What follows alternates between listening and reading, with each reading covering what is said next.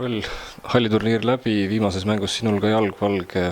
Levadia tuli vastu noorte ja testitavatega, aga palliplatsil venna armu ei tunta, nii et ega meie mehed jalga gaasipedaalilt hetkekski maha ei lasknud.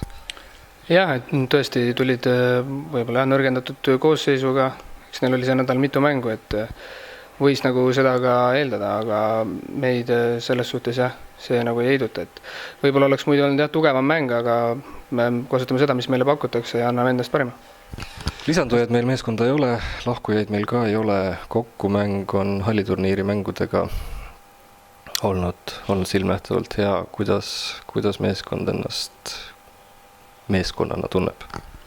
No ma arvan, tunneme ennast väga hästi, et tõesti, et oleme kokku mänginud ja juba paar aastat, et kui vahepeal tulevad ka kuskilt kas duublist mängijad, et nendel on ka samasugune plaan, et nendel on lihtne nagu sulanduda siia. Järgmine mäng ootamas järgmisel nädalal võõras linnas, välismaal uue vastase vastu, aga tuttav nägu on seal ees. Kas Jäks on juba helistanud ja palunud endale Eestist midagi tuua? Veel ei ole, aga olen põnevil ja ootan kindlasti seda kõnet, et kindlasti saab olema väga huvitav mängida Norra kõrgliiga klubiga, et Jäks panna ennast valmis. Hästi, aitäh. Norbert, halliturniir lõppes meie jaoks teist aastat järjest ühegi kaotuseta. Tänases mängus skoor ilus, mehed terved, aga päris seda me vist sellest mängust ei saanud, mille järele me sinna läksime.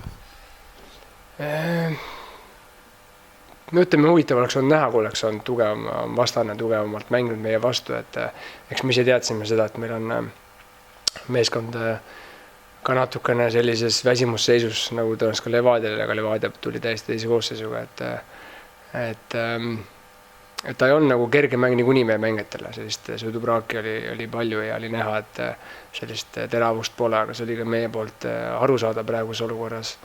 Et mängul on me nagu taga ajanud, et minu jaoks oli tähtis see, et nad saaksid oma koormuse kätte. Ja oleks olnud huvitav näha muidugi, et kuidas närvisteema oleks käitunud siis, kui oleks pidanud natuke ennast rohkem andma, et see mäng osutus natuke liiga lihtsaks. Mehed väljakul ei lasknud ennast segada sellest, et vastase koosseis on nõrgem, mängiti täpselt samasuguse tigeduse ja innuga nagu ikka. Ja no see on meeskonna puhul oluline, et me oleme mängijatega palju rääkinud sellest, et sa pead ükskõik mis võistluste treeningut, kui sa mängid, võtma seda väga tõsiselt ja tahtma saada sellest nagu parimat kätte, nii et selle kohalt kindlasti au mängijatele, et nemad tegelesid oma ülesannetega, mis meil oli nagu seatud mängijatele ja püüdis kõik selleks teha, et seda kellu viia.